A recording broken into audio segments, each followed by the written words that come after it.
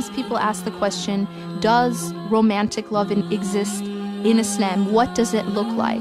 And what does it not look like? So what I want to do actually is I want to begin by telling a story.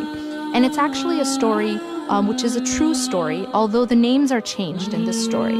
I'm going to begin with this story, and then I'm going to talk about the lesson that we can really learn from this story, because it's actually a story that a lot of us may be able to relate to in one way or another. Now, the story begins with a woman, and when Sarah met Ahmed, she immediately knew. He was everything that she had always dreamed of. Meeting him was like watching the sun rise in the middle of a snowstorm. His warmth melted the cold, but soon admiration turned to worship. Before she could understand what had happened, Sarah had become a prisoner. She became a prisoner of her own desire and craving for that which she adored. Everywhere she looked, Sarah saw nothing but him.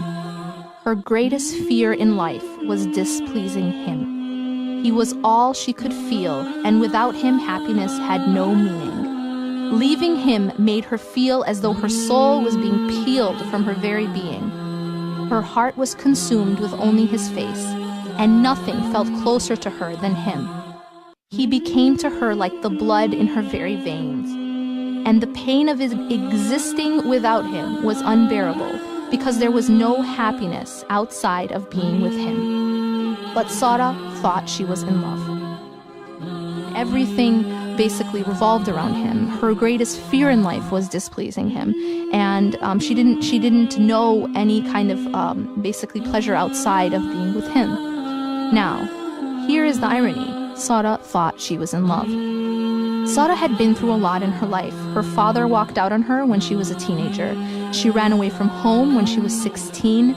She battled drug and alcohol addictions. She even spent time in jail. But all of the pain combined could not compare to the pain that she would come to know inside this new prison of her own making. Sarah became a captive inside her own desires. It was this captivity that Ibn Taymiyyah rahimahullah, is one of the great classical scholars, spoke of when he said, "The one who is truly imprisoned is the one whose heart is imprisoned from God, and the captivated one is the one whose desires have enslaved him." The agony of Sarah's worship of Ahmed was more intense than the agony of all her previous hardships. It consumed her but never filled her. And like a parched man in the middle of a desert, Sarah was desperately pursuing a mirage. But what was worse was the torturous result of putting something in a place only God should be. Sarah's story is so deep because it demonstrates a profound truth of existence. As human beings, we're created with a particular nature, and that nature is called fitra. That fitra is to recognize the oneness of God and to actualize this truth in our lives. Therefore, there is no calamity, no loss, no thing that will cause more pain to us than putting something equal to God in our lives or in our hearts.